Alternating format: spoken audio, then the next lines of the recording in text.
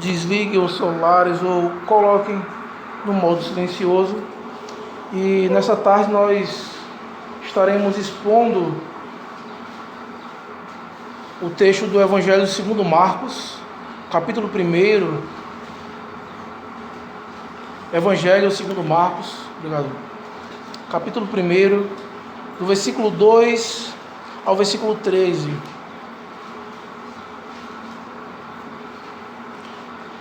Evangelho de Marcos, capítulo 1, do versículo 2 ao versículo 13. Semana passada nós já iniciamos a série de sermões no Evangelho segundo Marcos e nós vimos um panorama do livro, que o livro ele vai mostrar aqui o Evangelho de Cristo, mostrando que realmente Jesus Cristo é o Filho amado de Deus. O livro ele procura responder isso, que Cristo ele é o Filho amado de Deus. Cristo ele é Filho de Deus, ele é o próprio Deus. Nós vamos ver já hoje a resposta do livro. O livro vai dizer isso, essa porção. Mas durante toda a exposição desse evangelho que vamos fazer aqui, durante esse ano, nós vamos estar vendo todas as implicações que isso traz para a nossa vida de uma maneira prática. Então, diz assim a palavra do Senhor, Marcos capítulo 1, do versículo 2 até o 13. Conforme está escrito na profecia de Isaías: Eis aí, envio diante da tua face o meu mensageiro, o qual preparará o teu caminho. Voz do que clama no deserto: preparai o caminho do Senhor, endireitai as suas veredas. Apareceu João Batista no deserto, pregando o batismo de arrependimento para a remissão de pecados. Saíam a ter com ele toda a província da Judéia e todos os habitantes de Jerusalém, e confessando os seus pecados, eram batizados por ele no Rio Jordão. As vestes de João eram feitas de pelos de camelo. Ele trazia um cinto de couro e se alimentava de gafanhotos e mel silvestre. E pregava dizendo: após mim vem aquele que é mais poderoso do que eu, do qual não sou digno de, curvando-me, desatar-lhe as correias das sandálias. Eu vos tenho batizado com água, ele, porém, vos batizará com o Espírito Santo. Naqueles dias veio Jesus de Nazaré, da Galileia, e por João foi batizado no Rio Jordão. Logo ao sair da água, viu os céus rasgarem-se, e o Espírito descendo como pomba sobre ele.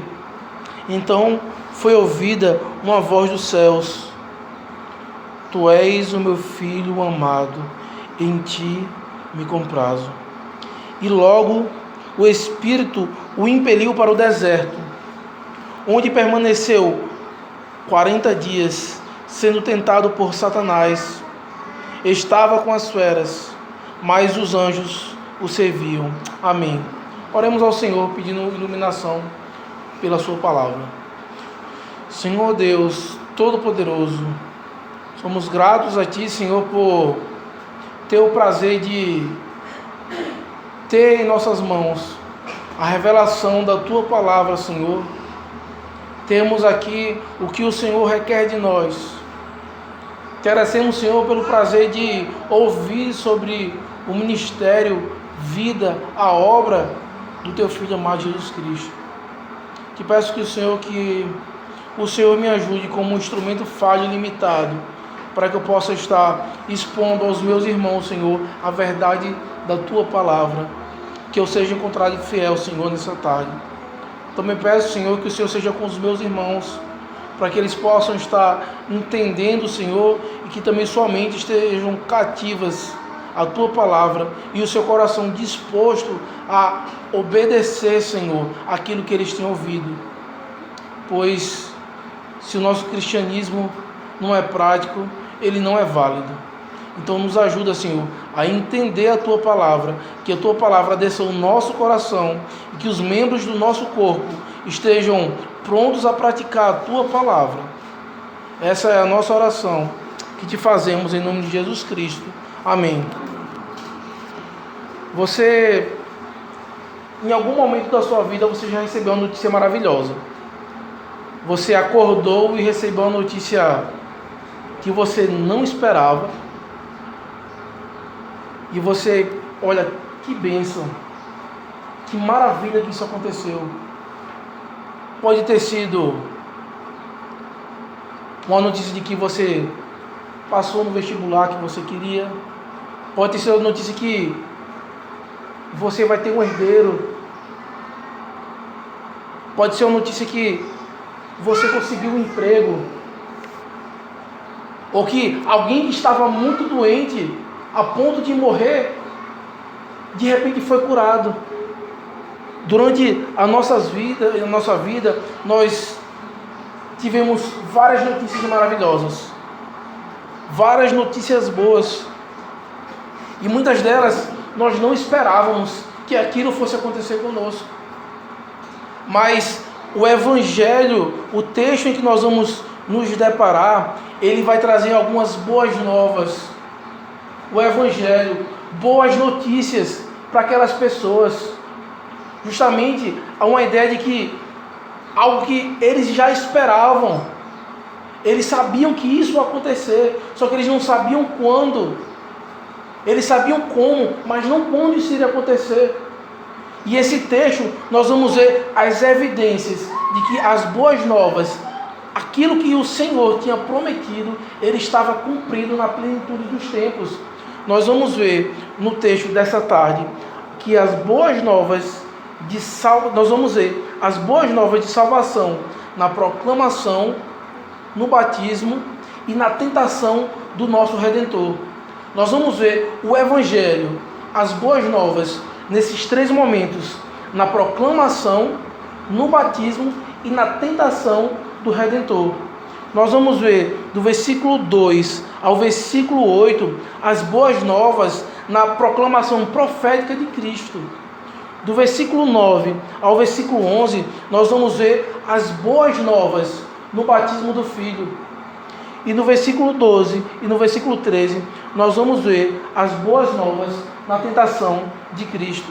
Então, se fôssemos dar um tema para esse texto, seria as boas novas de salvação na proclamação, batismo e tentação do nosso Redentor. Semana passada nós pregamos no versículo 1 e fizemos um panorama de todo o livro. Quando vimos o versículo 1, nós percebemos uma coisa, que era a chegada do reino, a nova criação. A criação seria restaurada. A mesma maneira que começa aqui o Evangelho, o princípio é a mesma maneira que começa o livro de Gênesis, e a mesma ideia que começa o Evangelho de João, quando ele vai dizer: no princípio era o Verbo estava com Deus e o Verbo era Deus. Cristo, ele estava aqui e ele também estava lá no princípio, e aqui ele está vindo justamente restaurar a criação. É essa a ideia que ele vai trazer. E também que todos os profetas que vieram antes de Cristo, eles falavam de Cristo, mas Cristo, ele, além de ser o sujeito do Evangelho, ele era o próprio Evangelho. Cristo, ele não estava falando de outro, ele estava falando dele mesmo. Por isso que é algo extremamente único que está acontecendo aqui. Era o próprio Deus encarnado, falando dele mesmo e da sua vida. E quando nós entendemos isso, percebemos que aqui é o momento onde está acontecendo o cumprimento da promessa feita lá em Gênesis, que viria um que pisaria a cabeça da serpente e ela pisaria o calcanhar. É um momento único da história. Não é à toa que a história é dividida como antes e depois de Cristo, trazendo justamente a importância de Cristo, o Deus vivo, o Filho de Deus que encarnou e se fez homem como nós. A primeira coisa que nós vamos ver é as boas novas na proclamação profética de Cristo. Veja, do versículo 1 ao versículo 8, nós vamos ver as boas novas na proclamação profética de Cristo. Acompanhe comigo novamente o início. Do versículo 2 ao versículo 6 diz assim: conforme está escrito na profecia de Isaías: eis, aí vem diante de ti, diante da tua face, o meu mensageiro, o qual preparará o teu caminho. Voz do que clama no deserto: preparai o caminho do Senhor, endireitai as suas veredas. Apareceu João Batista no deserto, pregando o batismo de arrependimento para a remissão de pecados. Saíam a ter com ele toda a província da Judéia e todos os habitantes de Jerusalém, e confessando seus pecados, eram batizados por ele no Rio Jordão. As vestes de João eram feitas de pelos de camelo. Ele trazia um cinto de couro e se alimentava de gafanhotos e mel silvestre. Então, o que acontecia? Quando o rei chegava, tinha que ter um arauto avisando: o rei está vindo, o rei está vindo. E todas aquelas pessoas vinham e se preparavam para receber e ver a passagem do rei. E é justamente isso que está acontecendo. As profecias, todas elas iam mostrando isso, que viria um antes do rei, avisando: olha, o rei está chegando. E tinham várias evidências disso. O ministério de João Batista é justamente um cumprimento profético. Aqui está acontecendo o cumprimento da profecia. O versículo 2 vai dizer: está escrito na profecia de Isaías. Mas não só em Isaías, em outros locais da Bíblia, mostrando que viria um. E aqui ele dá a profecia e logo depois ele mostra o cumprimento. Veja: vem um adiante o mensageiro, o qual iria preparar o caminho. Foi justamente isso que João Batista fez. Ele veio e preparou o caminho, pregando: olha, se arrependam do pecado de vocês, confessem os seus pecados. E assim ele os batizava. Outra coisa interessante que vai dizer: voz do que clama no deserto. O texto logo após diz: apareceu João Batista de onde? No deserto. João Batista, ele era o cumprimento. Nós lemos em Isaías 40, durante a liturgia, justamente mostrando isso, que viria um, havia esperança de um, que viria e resolveria o problema. João Batista, ele é o arauto do Senhor, ele é o último profeta da velha dispensação. Veja, eu não estou falando de dispensacionalismo, são duas coisas diferentes. Nós temos que tirar a ideia de que o Antigo Testamento é lei e o Novo Testamento é graça. Não existe isso. Existe lei na graça e existia graça no tempo da lei. Não existe essa diferença. Quando vamos ver, antes da queda, já existia graça. Veja o que era a árvore da vida. Era uma graça do Senhor. Para eles continuarem em vida, eles tinham que comer daquela árvore. Sempre houve graça e sempre houve lei. Depois que o homem ele pecou, o Senhor deu ordem para eles. O próprio Senhor Jesus Cristo, quando ele vem em um de seus discursos, Marcos ele não vai tratar desses discursos, porque Marcos ele é muito direto. Mas em Mateus 5, o Senhor vai dizer: olha, eu não vim revogar a lei, eu não vim acabar com a lei, eu vim foi cumpri-la. Então, não há essa diferenciação. E aqui, o profeta João Batista, ele é justamente o último profeta. Por que ele é o último profeta? Porque os profetas iam e diziam: olha, ele está vindo, ele está vindo. Depois que ele veio, hoje não precisa mais de profeta. Nós não precisamos mais de profecias. Nós não precisamos mais de nova revelação. Por quê? Porque o céu na terra, a chegada do reino, o próprio Senhor está no nosso meio.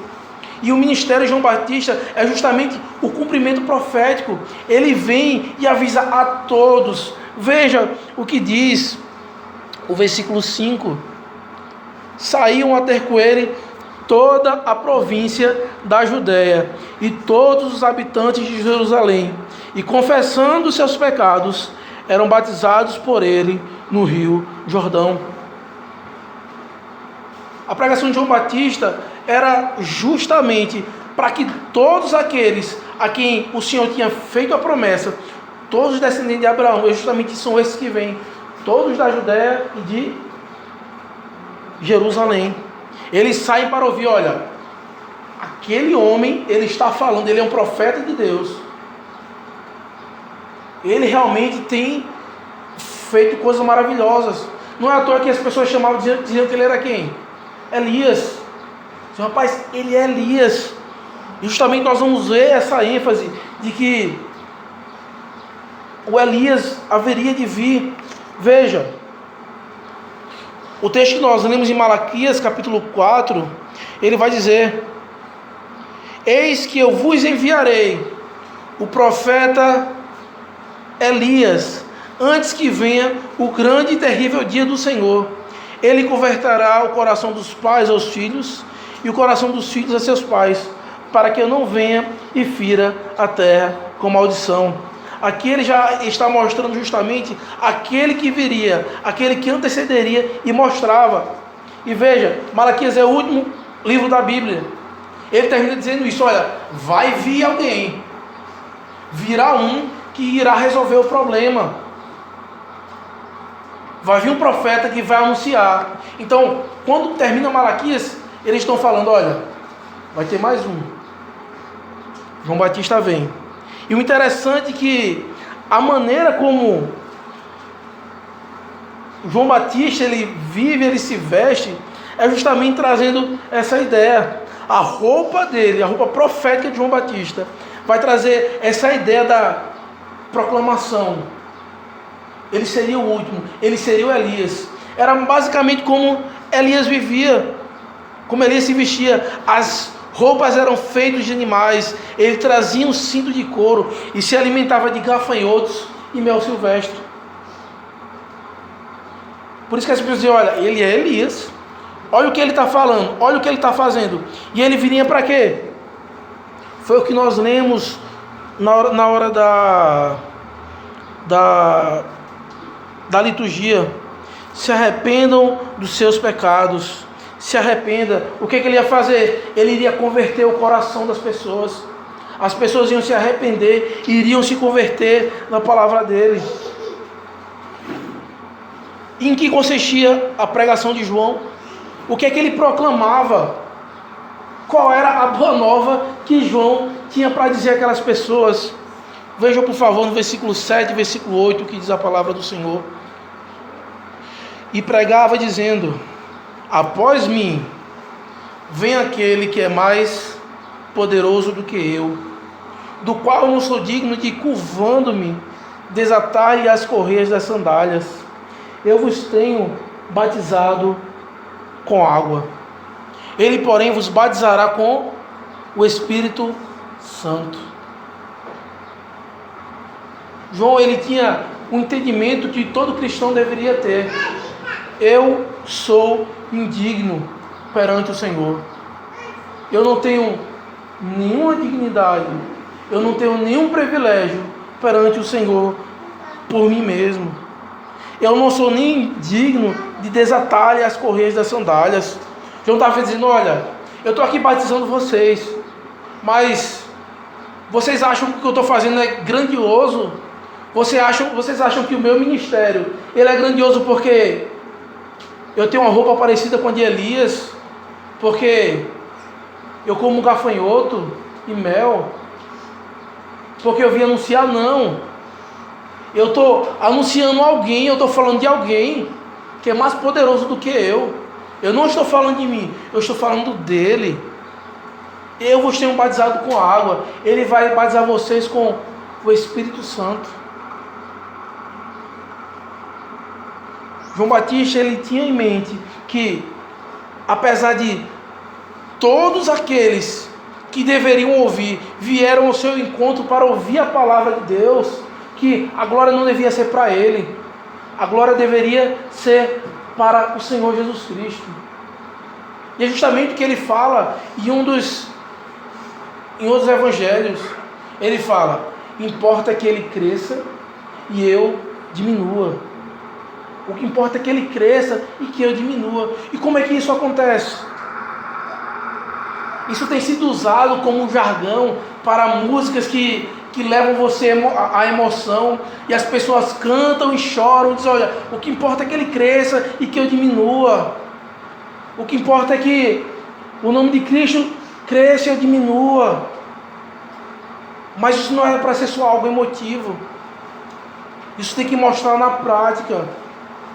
Quando realmente chegar na hora que você precisa diminuir, que você precisa ser servo. Foi o que nós vimos no sermão passado, que ser discípulo de Cristo é ser servo, é se submeter à humilhação, porque o nosso Senhor se submeteu a isso. A humilhação de Cristo se iniciou desde quando ele nasceu, se fez homem. Ele desceu da sua glória para habitar entre nós. O Senhor, ele não precisava, mas ele fez. Ele já tinha toda a glória, mas ele obedeceu ao Pai. E João, ele tinha isso em mente, ele dizia: olha, diante do Senhor eu sou indigno. Diante do Senhor, o que é que eu posso apresentar para o Senhor? Olha, Senhor, eu fiz isso de bom. Porque tudo que nós temos, até o bem que nós fazemos, é porque o Senhor nos santifica por meio do seu Espírito Santo. Por isso que o apóstolo, o profeta João, ele está dizendo: olha, ele vai batizar vocês com o Espírito Santo. E por meio da obra do Espírito Santo, que vai nos auxiliar a ter uma vida de santificação, porque nós fazemos o bem para glorificar a Deus, por causa da obra do Espírito. O Espírito Santo é Ele que é o responsável para nos manter numa vida de santidade. Por isso nós temos que orar, pedindo ao Senhor auxílio do Espírito Santo para nos manter em uma vida santa. E quando nós olhamos para esse texto, para a vida de João Batista, o entendimento dele, quando ele proclama que Cristo, ele era ungido, aquele prometido, porque Cristo não é um nome, Cristo é um título. O nome é Jesus, o Cristo. O significado de Cristo é que ele era o Messias, o ungido do Senhor. E nós temos que reconhecer isso. E quando olhamos toda a glória, todo o poder, a sua obra, a dignidade dele, e eu pergunto aos irmãos: você consegue perceber o quanto você é indigno diante da dignidade de Cristo? Quando nós cantamos aqui hoje, é o único que é digno de receber toda a glória, honra e poder. Nós cantamos, nós abrimos nossa boca, rasgamos o nosso coração e dizemos: Senhor, Tu é o único que é digno de receber. Mas será que nós temos um entendimento o quão profundo é isso? O quão profundo deve ser a nossa vida a partir disso? O cumprimento que está acontecendo aqui, a proclamação do nosso Deus, o quanto Ele é digno. Veja, o profeta João, ele fez isso. O que foi que ele fez? Ele proclamou o Senhor. E uma das coisas que vai mostrar que nós reconhecemos a dignidade de Deus é quando nós proclamamos o nosso Deus. E eu pergunto: qual foi a última vez que você proclamou o seu Senhor para alguém? Qual foi a última vez que você chegou para alguém que não crê no nosso Senhor e proclamou: olha, Jesus Cristo, Ele é Deus, Ele é o único que pode resolver seu problema? Qual foi a última vez que você fez isso? Qual foi a última vez que você pegou alguma pessoa e disse: olha, eu vou orar por aquela pessoa para que ela conheça Jesus Cristo, para que ela entenda a dignidade do Senhor?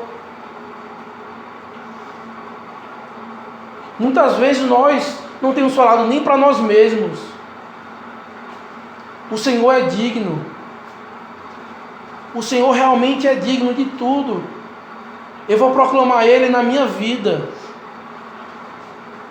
Eu vou proclamar Ele na minha vida sendo um imitador dEle. Repetindo as suas obras, repetindo as suas ações.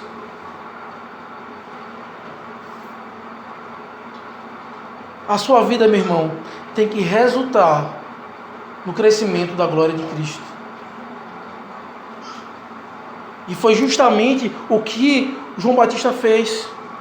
Ele tinha esse entendimento, olha, a minha vida tem que resultar na glória de Cristo. Se minha vida não está resultando nisso, então minha vida está sendo fútil, minha vida não tem utilidade. E ele então proclama o Senhor.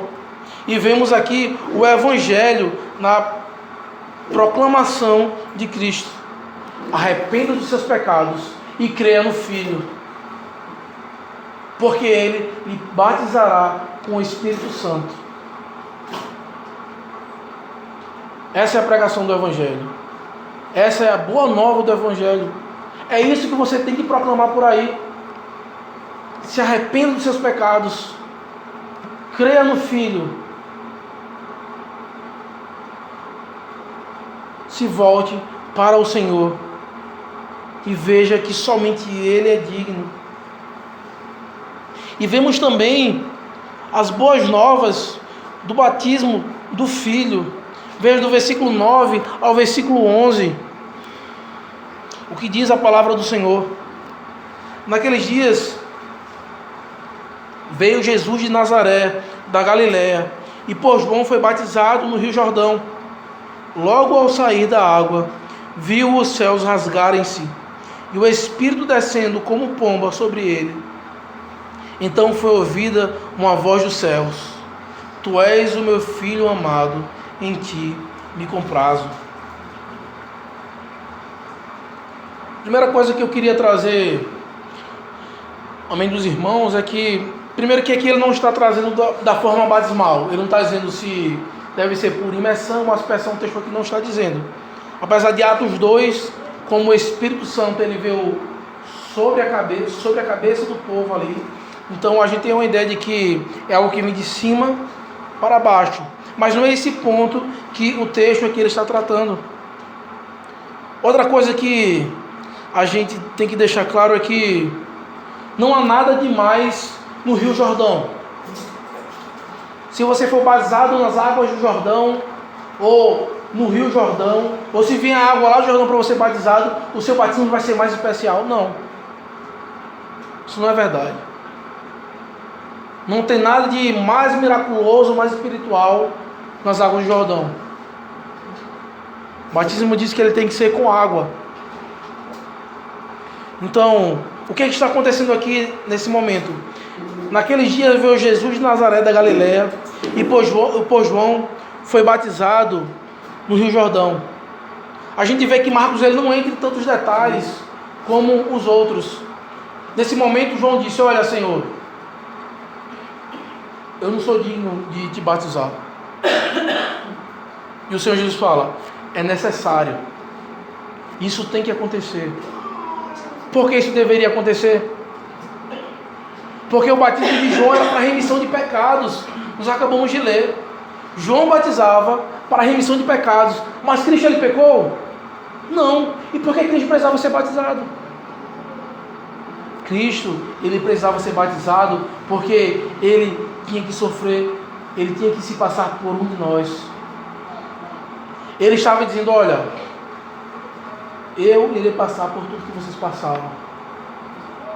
Ele está dizendo que fazia parte do nosso meio. E o batismo é justamente isso. É o sinal visível do pacto. Não era o batismo que iria ali e iria remir os pecados daquelas pessoas. Mas o batismo era o sinal visível de que eles se arrependeram, reconheceram a sua situação e fazia parte daquele povo, fazia parte daquele pacto.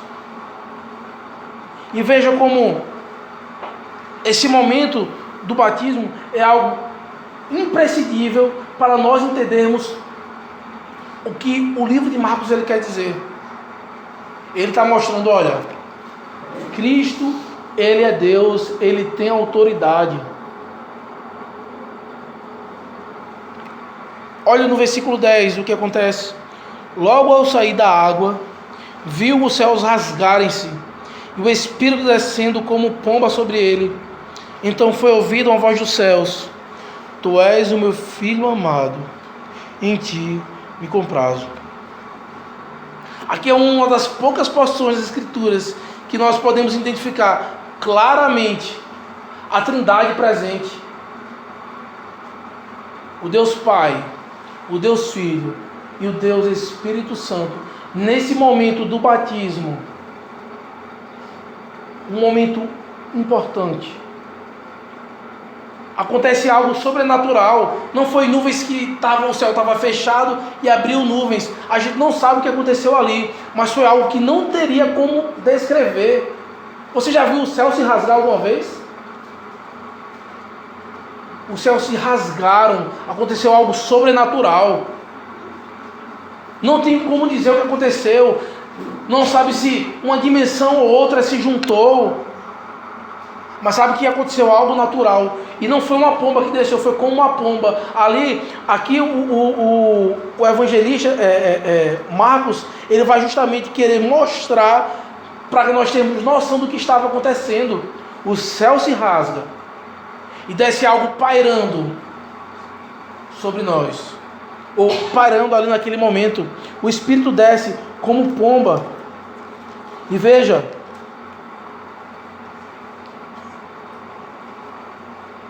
nós vemos em João, o que é que ele diz? No princípio era o verbo era Deus, o verbo estava com Deus. O verbo se fez carne e habitou entre nós. É justamente que o verbo estava conosco. O Emmanuel, o Deus conosco, estava naquele momento. Gênesis 1 vai dizer: e o Espírito de Deus parava sobre as águas. Então a ideia de que o Espírito de Deus, a forma como ele vivia, ele estava pairando, como uma pomba que vem voando. E naquele momento, onde a Trindade estava reunida, o Deus Criador estava ali presente na hora do batismo do Filho. Eles estavam reconhecendo justamente o que? Olha, esse é aquele que viria cumprir. Beijai o Filho para que não se irrite. Foi o que nós lemos no Salmo 2. Beijai o Filho. E o Pai e o Espírito, eles estavam presentes nesse momento tão glorioso, onde o nosso Deus, ele se encarnou, ele está dizendo: olha, eu vou iniciar o meu ministério, eu sou um de vocês. Eu vou sofrer para que vocês não precisam sofrer eternamente. Eu irei fazer isso. Nisso consiste a minha obra. E no versículo 11, nós vamos ver justamente quando o pai, ele olha para o filho e diz: este é o meu filho amado, em ti me comprazo. Vemos aqui o pai que, onde ele ama, ele confia o filho, e ele está proclamando justamente a missão do filho. João Batista, ele proclamou, e aqui o pai está dizendo: olha, eu estou proclamando, este é o meu filho. Em nenhum outro momento, nenhum outro profeta, os céus se rasgaram e a Trindade estava presente, e o pai disse: este é meu filho. Era algo único. Estava ali toda a Judeia, toda a Jerusalém, e eles viram o próprio pai dizendo: este é o meu filho amado. E o filho naquele momento recebe a missão do pai: olha, você vai ser o mediador, você vai ser o substituto, você vai ser o fiador da nova aliança. Adão, ele não conseguiu cumprir, mas você, como segundo Adão, você vai cumprir todos os requisitos do pacto. O que Adão não fez, você vai fazer, e você vai restaurar a criação. E é justamente essa ideia da obra do Filho. Ele vai ser o fiador da nova aliança. Ele vai ser o substituto. Ele é o nosso segundo Adão. A presença do Espírito mostra justamente o teste em que Cristo ele deveria passar. E vemos que o Filho nesse momento, ele é totalmente amado pelo Pai.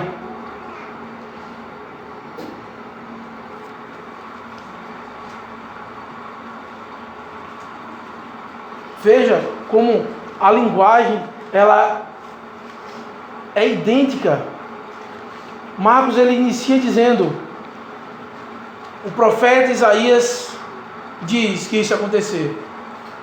Aí a gente leu Isaías 40. Isaías 40 ele vai mostrar justamente voz que clama do deserto. Ele viria e falaria de alguém. Isaías 42 ele vai falar quem é esse servo, quem é o servo do Senhor. Isaías 42 versículo 1 vai dizer: eis aqui o meu servo, a quem sustenho, o meu escolhido, em que a minha alma se compraz. Pus sobre ele o meu espírito, e ele promulgará o direito para os gentios. Em quem minha alma se compraz. Este é o meu filho amado, em ti, tu és o meu filho amado, em ti me comprazo. Cumprimento da profecia. Cumprimento do pacto, em que o Senhor chamou o homem e disse: olha, você não vai ser capaz de cumprir, mas eu serei. Esse é o pacto da graça. Não depende de nós, depende do Senhor. Porque se dependesse de nós, seríamos como o primeiro Adão. Mas o Senhor fala: olha, vocês não têm condições nenhuma de cumprir isso. Mas também vocês não vão ser devedores para sempre. O meu filho amado, ele será o substituto de vocês. Ele sofrerá no lugar de vocês, porque vocês não têm condições de cumprir. E veja, o próprio Deus, ele ama o seu filho. Eu pergunto para você: você tem amado o Filho de Deus? Você tem amado o Filho amado de Deus? O quanto seu coração pulsa ao ouvir do Evangelho? Muitas vezes podemos pensar: olha, eu tenho vários anos na igreja, eu nasci na igreja, eu conheço o Evangelho, eu li a Bíblia trocentas vezes, eu já conheço isso aqui. Mas se o seu coração não pulsa por isso, isso não tem nenhuma validade.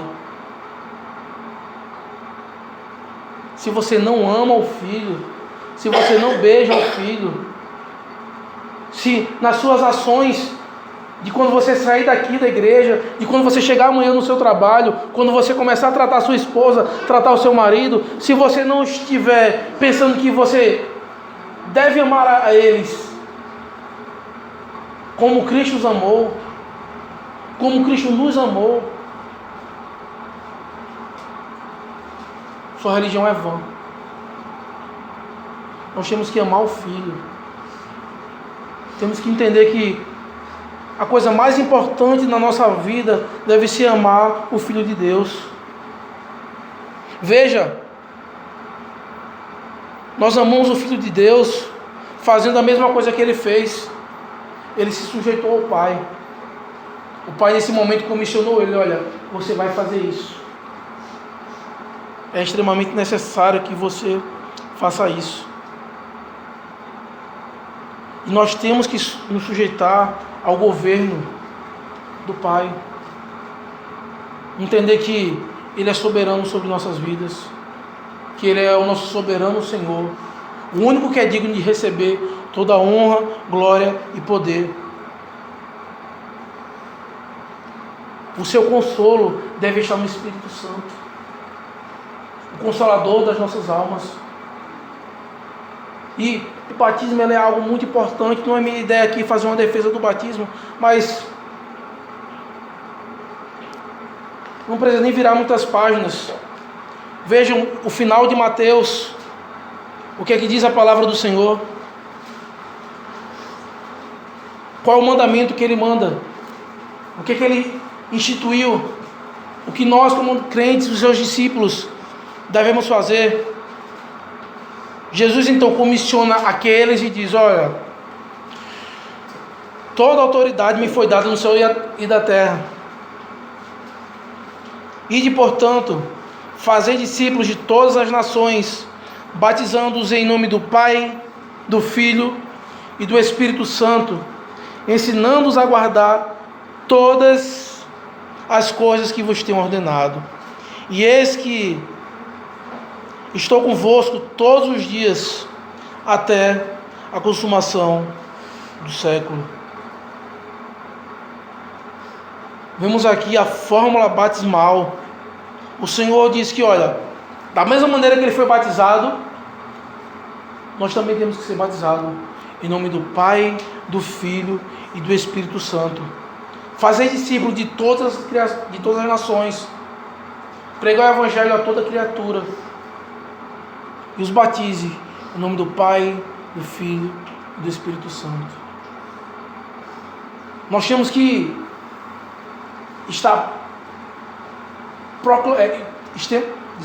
nós temos que estar cumprindo esse ID. Veja, estou iniciando aqui o ministério pastoral em Boninal, mas o ID o Senhor não deu, não foi para mim, foi também para mim.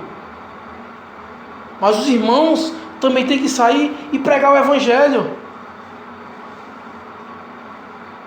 E isso não deveria ser, olha, vamos marcar para sábado sairmos e fazer isso, não. No dia a dia, as pessoas que estão perto de você, as pessoas que confiam em você, seu vizinho, seu amigo, pregue o Evangelho para ele. Fale de Cristo para ele.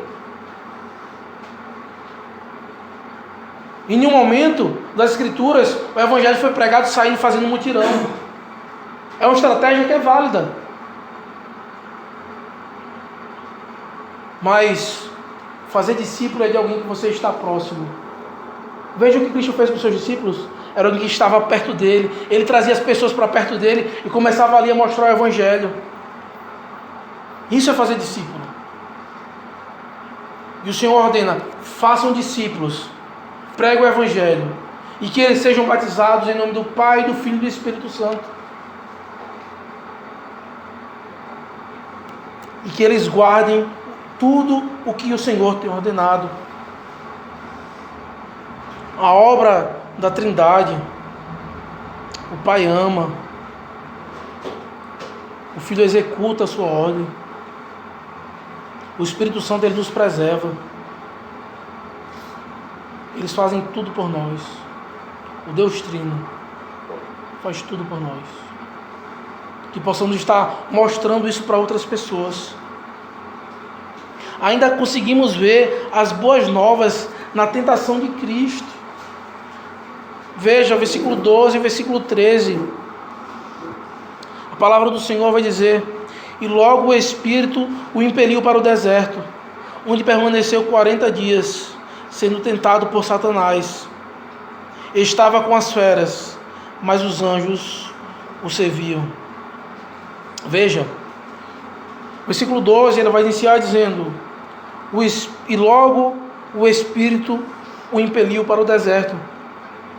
A palavra usada aqui original traz a ideia de que não foi o que aconteceu logo, foi imediatamente. Ele foi batizado, o Pai falou: olha, tu és o meu filho amado em que me comprazo. Logo depois o Espírito pega e leva para o deserto. Imediatamente ele foi levado para o deserto para ser tentado. E a ideia de ser tentado aqui, ele traz uma ideia de teste. Fala que ele permaneceu 40 dias. E quando nós vamos ver a linguagem, a gente já viu que não dá para ver tudo, mas nós já vimos que o profeta Isaías ele leva para a profecia, o batismo de Cristo ele leva para a profecia, leva para Gênesis, justamente trazendo a ideia: olha, o reino está sendo restaurado. a nova criação está sendo restaurada. O primeiro Adão não resolveu, o segundo vai resolver. E aqui ele traz justamente, inicialmente, a ideia da profecia, onde Elias passou 40 dias no deserto, Moisés passou, trazendo justamente essa ideia, olha, é cumprimento de profecia. O que o Senhor está passando foi algo que outros também passaram.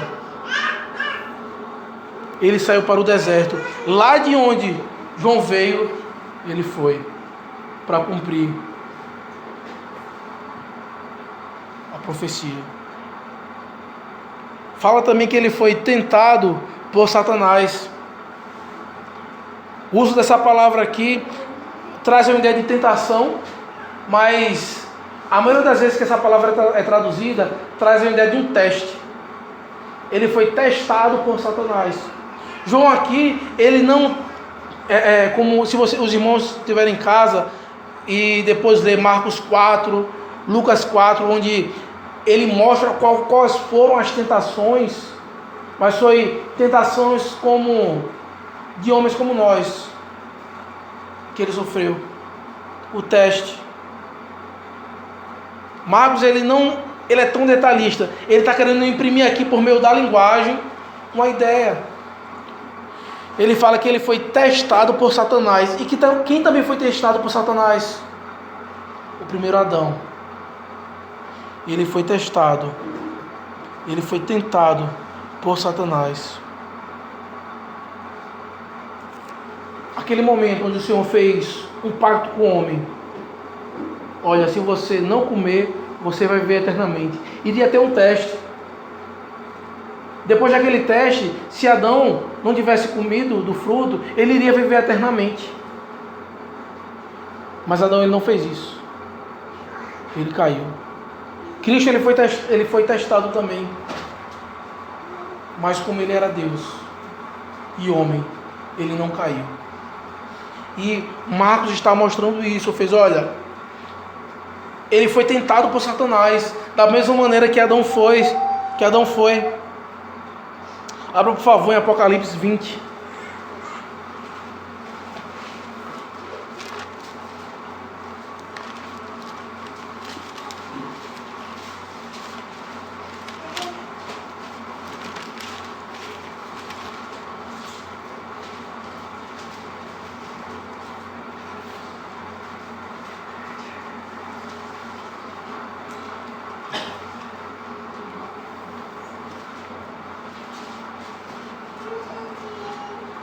O versículo 7 ao versículo 10 vai dizer: quando, porém, se completarem os 1000 anos, Satanás será solto da sua prisão e sairá a seduzir as nações que há nos 4 cantos da terra, Gog e Magog, a fim de reuni-las para a peleja. O número dessas é como a areia do mar. Marcharam então pela superfície da terra e sitiaram o acampamento dos santos e a cidade querida. Desceu, porém, fogo do céu e os consumiu. O diabo, o sedutor deles, foi lançado para dentro do lago de fogo e enxofre, onde já se encontraram não só a besta, como também o falso profeta, e serão atormentados de dia e de noite pelos séculos dos séculos. O Senhor, ele aqui iniciou a sua vitória contra Satanás. Não era uma batalha onde eram duas forças que tinham o mesmo poder, não. Era de um Deus todo soberano, um Deus todo poderoso, contra uma pobre criatura que estava revoltada contra ele e queria desfazer tudo que ele tinha ordenado. Era algo insignificante. Era como se eu pegasse essas 3 crianças aqui e pegasse 3 lutadores de MMA e dissesse: olha, vai ser Adiel, Ageu e o Arthur contra 3 campeões de MMA. Que luta é essa?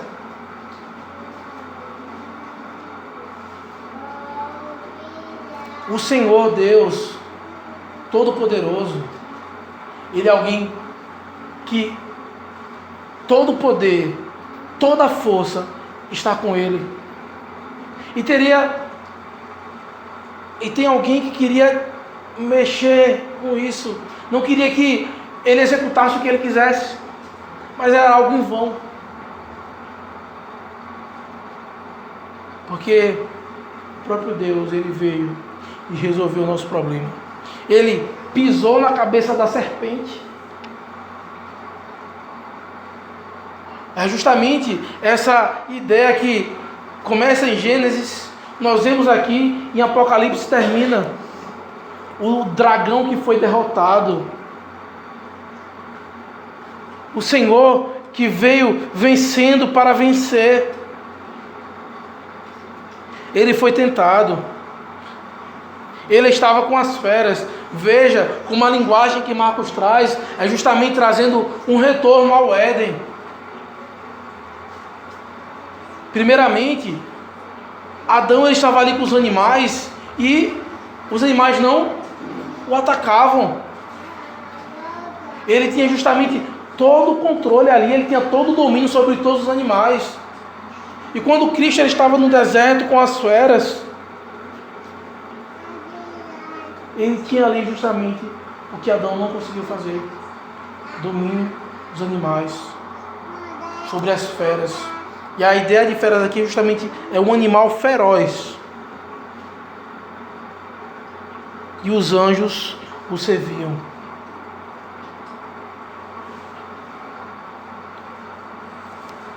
E quando vemos que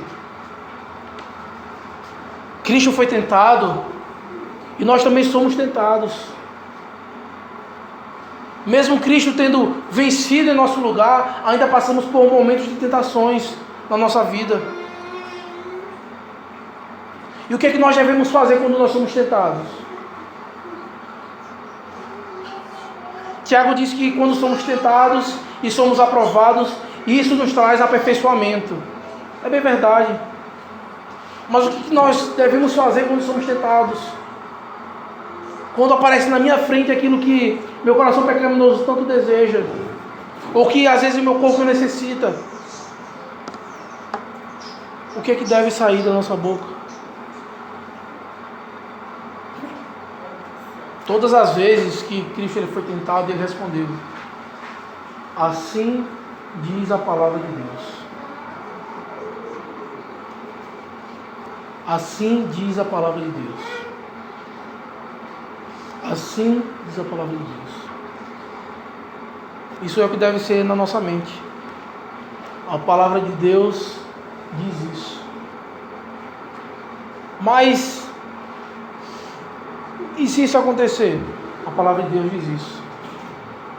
A palavra de Deus vai dizer que toda escritura inspirada por Deus é útil para o ensino, repreensão e a educação na justiça, a fim de que todo homem seja perfeito e perfeitamente habilitado para toda boa obra. Estamos em rumo à perfeição. Vemos aqui que o nosso Senhor ele veio restaurar. Nós temos que entender que a nossa luta contra Satanás, nós temos que nos equipar com a armadura da salvação. É uma guerra. E se você não estiver com a palavra de Deus guardada no seu coração, você vai perder, você vai cair. É isso que vai acontecer. Vamos ver a vida do nosso Senhor Jesus Cristo, e Ele cumpriu de maneira perfeita. Ele era Deus, Ele sofreu. Mas você pode chegar a pensar: olha, mas Ele só conseguiu fazer isso porque Ele era Deus. Mas na Bíblia tem exemplo de outra pessoa que foi tentado por Satanás e não caiu em nenhum momento. Jó.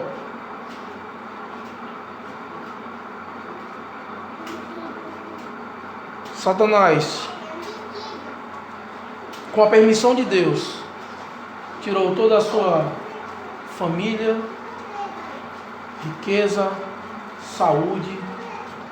A sua própria esposa chegou para ele: olha, amaldiçoa esse Deus e morre.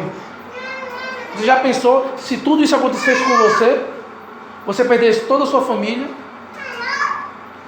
sua conta no banco tivesse zerada, você sendo muito rico, você pegasse doença a ponto de você, para aliviar as suas dores, você estava coçando as suas feridas com caco de telha. Os seus amigos dizendo: olha, tu está fazendo isso porque tu pecou, sem você ter feito. A sua própria esposa chega a dizer: olha, amaldiçoa esse Deus. Como é que você reagiria? Temos que agir como Jó. O Senhor me deu, o Senhor tomou. Bendito seja o nome do Senhor. Essa narrativa das Escrituras vai mostrar que nós podemos sim passar por tudo isso e ter a verdadeira alegria. A alegria no Filho. E até no momento de dificuldade, servimos ao nosso Senhor. As boas novas do Evangelho mostram justamente isso. A promessa do Evangelho, ela é maravilhosa. Vamos passar por momentos de dificuldade, mas a promessa do Evangelho continua sendo maravilhosa. Porque o nosso Senhor, Ele veio redimir todas essas coisas. Se eu passar por dificuldade, é temporário. Nós somos estranhos e peregrinos nessa terra. A nossa mente deve estar aqui com o nosso Senhor. Cristo, o Filho de Deus, Ele veio restaurar a criação com a sua vida e obra. A vinda do reino, a chegada do Messias, o seu domínio, deve significar muito nas nossas vidas. Que possamos, de tudo que nós ouvimos, nessa tarde, início de noite, que possamos sair com um entendimento. Nós temos que amar o Filho de Deus. Temos que amar o nosso Senhor. E que isso seja visto por Ele, para que possamos ser reconhecidos pelo nosso Senhor. Amém? Oremos. Senhor Deus Todo-Poderoso, Tu que criaste, Senhor, os céus, a terra, o mar, tudo que neles habita. Senhor, diante da Tua obra, como é bom, Senhor, sempre ouvir e escutar as boas novas do Evangelho. Ó Senhor, não nos deixa nos esquecer. Não nos deixa que cheguemos em casa e esqueçamos disso. Não nos deixe, Senhor, que durante essa semana outras coisas roubem o amor que devemos a Ti. Nos ajuda, Senhor, a ser melhores servos, a ser melhores filhos, e que também sejamos amados por Ti, Senhor, como Teu Filho amado foi. Nos ajuda, e em nome de Cristo que Te oramos. Amém. Convido que os irmãos se coloquem de pé e recebam a bênção.